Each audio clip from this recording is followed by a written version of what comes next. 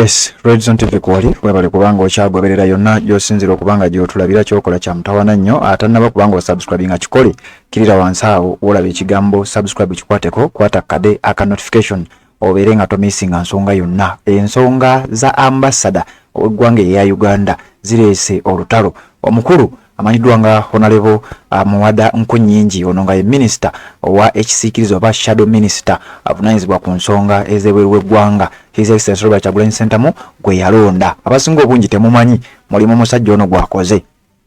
Honorable Muwada Nkunyingi yabeera emabega w'ensonga ezigenda mu maaso naddala ebweru w'eggwanga ezirimu bambasada ye yasabuukulula ebigambibwa ti mu ggwanga erya United Arab Emirates ambasada w'eggwanga erya Uganda mu ggwanga eryo embassy yagifuula kasino yali Muwada Nkunyingi gwampuliriza. Kakati njagala okutegeeza nti n'olunaku olwaleero era avuddeyo n'abaako kyayogera ku nsonga zino ez'omukyalo ono eyeeyisa mu nneeyisa etali ya bulijjo ate nga ambasada wa ggwanga ddamba. Olale Muwada Nkunyingi yavaayo emabega kaawo era n'ayogera ku nsonga eno agamba ambasada tasobola kubanga yeeyisa mu nneeyisa eno gavumenti ne mumuleka bulesi. Waliwo omuntu omu yazze mu comment n'angamba gavumenti yali erina okumuyitayo nga tebannaba kumugoba. Muwada Nkunyingi kati kitwale nti singa twali mu gavumenti nga ya His Excellency Robert Kyagulanyi Ssentamu bandibadde baamugobayo baamuyitayo dda ambassador. Muwada Nkunyingi ono yaleekaana era nga bwe nkugambye ensonga ya embassy y'eggwanga erya Uganda erimu okuzannya zaala. Muwada Nkunyingi ye yaleeta mu parliament n'aba nga ategeeza speaker ensonga eno ne baba nga ate bagikwasaganya. Kakati olunaku olwaleero Muwada Nkunyingi azze n'ayogera ku nsonga ezo ezigenda mu maaso.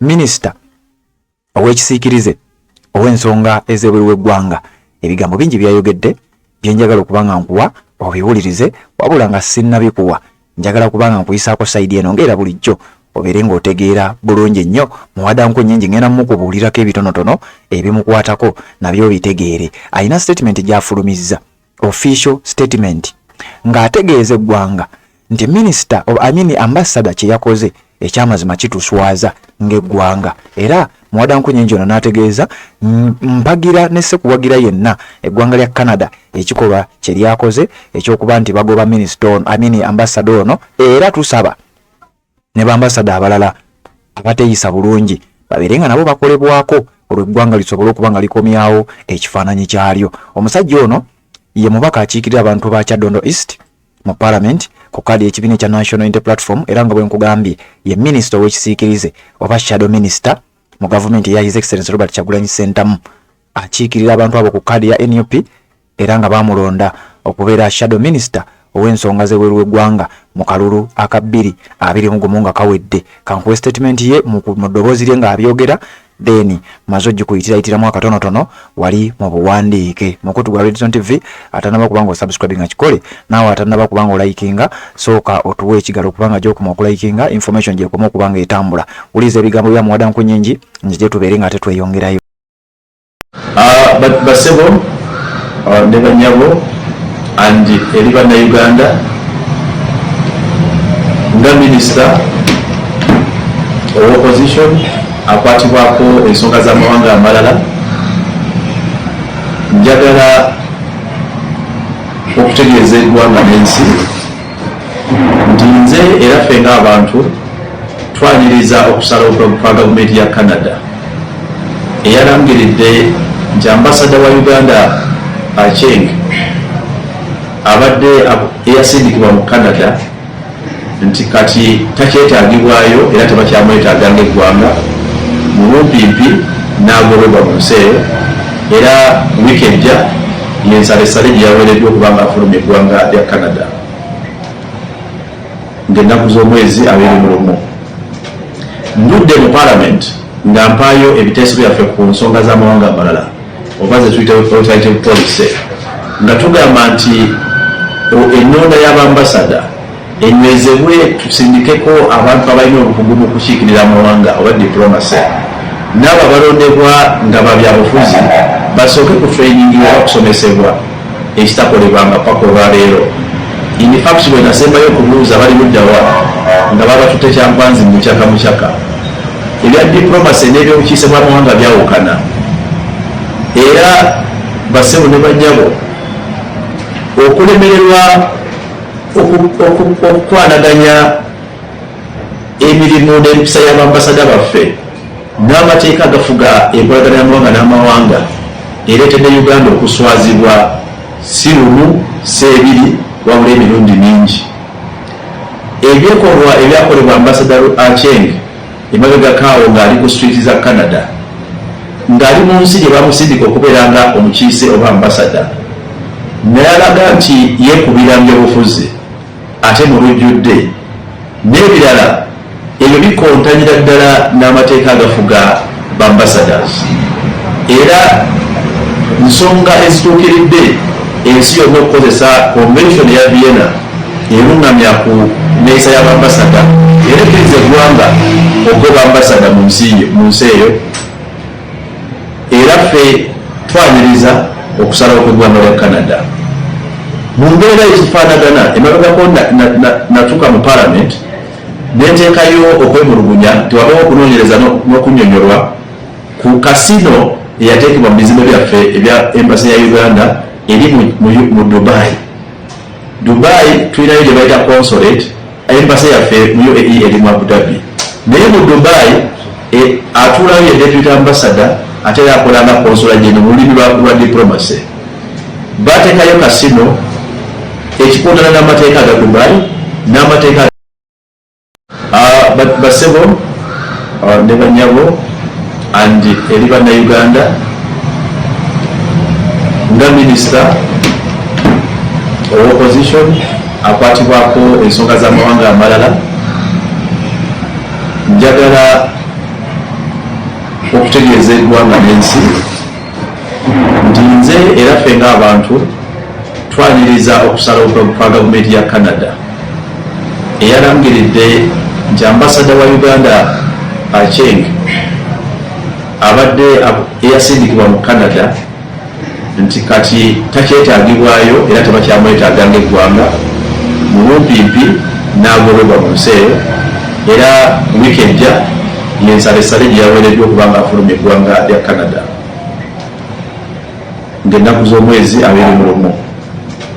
Ndudde mu parliament nga mpaayo ebiteeso byaffe ku nsonga z'amawanga amalala oba ze tuyita alternative policy, nga tugamba nti ennonda y'abambasada enywezebwe tusindikeko abantu abalina obukugu mu kukiikirira amawanga oba diplomacy, n'abo abalondebwa nga babyabufuzi basooke ku training oba kusomesebwa ekitakolebwanga paka olwaleero. In fact bwe nasembayo okubuuza bali luddawa nga babatutte kyampanzi mu kyaka ebya diplomacy n'ebyobukiise bw'amawanga byawukana, era basebo ne banyabo okulemererwa okukwanaganya emirimu n'empisa y'abambasada baffe n'amateeka agafuga enkolagana y'amawanga n'amawanga ereetedde Uganda okuswazibwa si lumu si ebiri wabula emirundi mingi. Ebyekolwa ebyakolebwa ambasada Acheng emabega kaawo ng'ali ku street za Canada ng'ali mu nsi gye bamusindika okubeera nga omukiise oba ambasada, naye alaga nti yeekubira byobufuzi ate mu lujjudde n'ebirala ebyo bikontanyira ddala n'amateeka agafuga bambassadors, era nsonga ezituukiridde ensi yonna okukozesa convention ya Vienna erungamya ku neeyisa y'abambasada era ekkiriza eggwanga ogoba ambasada mu nsi eyo, era ffe twaniriza okusalawo kw'eggwanga lya Canada mu mbeera ezifaanagana. Emabegako natuuka mu parliament nenteekayo okwemulugunya nti wabawo okunoonyereza n'okunnyonnyolwa ku kasino eyateekebwa mu bizimbe byaffe ebya embassy ya Uganda eri mu Dubai tulinayo gye bayita consulate, embassy yaffe mu UAE eri mu Abu Dhabi, naye mu Dubai atuulayo ye deputy ambassador ate era akola nga consular general mu lulimi lwa diplomacy. Bateekayo kasino ekikundana n'amateeka aga Dubai n'amateeka ag'ensi yonna n'amateeka aga Uganda aye n'amateeka agalungamya enkwanaganya n'entambuza y'emirimu gya nations oba embassies. Ekyo nno parliament negisaba okunoonyerezebwa kugaziwe nkitegeddeko nti gavumenti ya Uganda ne Ministry of Foreign Affairs okutya okuswala batumiza ne bayitayo deputy ambassador abadde atula mu Dubai ne staff ye. Naye ffe twagala kireme kubeera akakodyo akokulemesa okunoonyereza, kubanga ne minisita yennyini akulira ministry yayogerwako nga eyasuubula n'ateeka ebyuma bino mu ggwanga lya UAE ku embasa yaffe. So twagala okunoonyereza kokugende mu maaso bulijjo era buli kaseera mbadde nsaba Ministry of Foreign Affairs ne gavumenti baveeyo ne policy oba enkola erungamya embasi zaffe ne bambasada era nga erungamya enkolagana ya Uganda n'amawanga amalala, kisobozese bambasada okumanya kiki ekibatwala mu mawanga ago naye balina okukola ku lwa Uganda. Unfortunately oba ekyennaku tekikolwangako paka olwaleero. Kati olwo bambasada baffe n'abakozi b'embase babadde batutte obwannantagambwako n'ebyobufuzi ebikontana n'enfuga y'amateeka n'ebikolwa ebitakirizibwa mu mateeka ng'okukozesa obubi ebifo byabwe n'ofiisi zaabwe, aye ne bataliko bitwala mu mawanga amalala ge tulina mu nsi, naddala gye tulina embassies mu mawanga 38.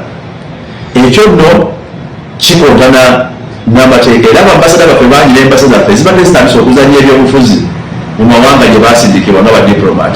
Ekyo tekikkirizibwa era okugobwa kwa ambasada Kyenge mu Canada n'okulipoolinga kwa ambasada Mayiga ne ttiimu ye abadde mu Dubai kiwe ekyokuyiga bambasada bonna aba Uganda gye bali mudde ku nkola eyogerwako mu mateeka galungamya abambasada. Bw'oba okiikirira ggwanga okiikirira n'abantu baamu n'ebirowoozo byayo byonna era olina okugendera ku nfuga ne ku nkola ey'amateeka emanyikiddwa. Press briefing.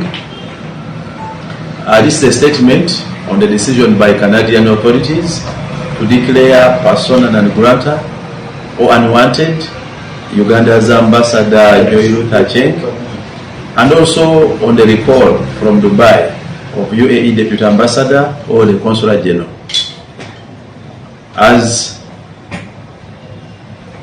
the Shadow Minister of Foreign Affairs and on behalf of the people, we welcome the decision by the Canada authorities of declaring persona non grata or unwanted the Uganda High Commissioner to Canada. Our alternative foreign policy has for the past 3 years emphasized the urgency of revisiting appointment and deployment of diplomats by Uganda government.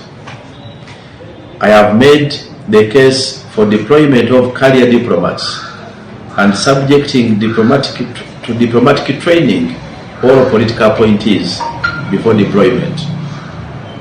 Actually, in all our alternative policy statements, we have for over the years highlighted that 95% of our Uganda diplomats are political appointees as opposed to career diplomats, and they don't have any set training after appointment.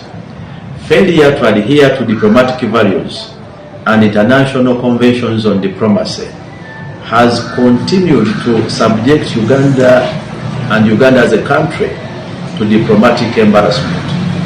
The recent public conduct by Uganda High Commissioner Winston Butte in her country of accreditation in Canada of engaging in partisan politics falls below expected decorum of a diplomat and a deserving case for remedies under the Vienna Convention of declaring her persona non grata. I welcome the decision by Canada. In a related development, I petitioned the Parliament for investigations into an illegal casino at the Uganda Consulate in Dubai. I have learned Uganda Deputy Ambassador, who is also the Consular General, and the staff at the Consulate are destined for being declared persona non grata by UAE or unwanted by UAE.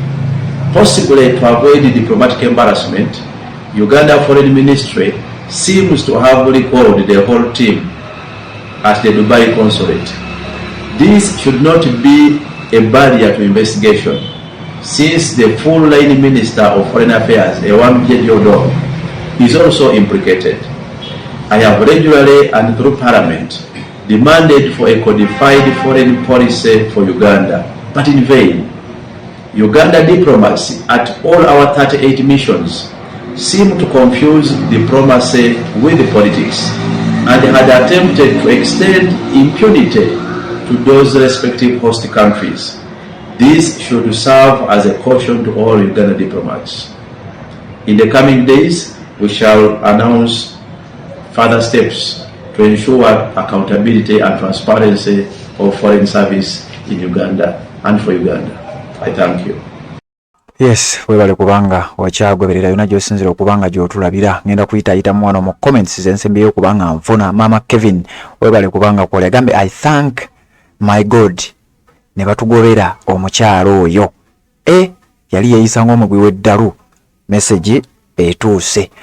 Ni ono Aisha Mariam teyataddeko message etuuse webale kubanga kwoli. Kibuuka Andrew webale kubanga kwoli message etuuse. Wandiba Wadimba Gaddafi webale kubanga kwoli. Nangobi Joyce message etuuse. Nakakande Zayina message etuuse. Endala Sizila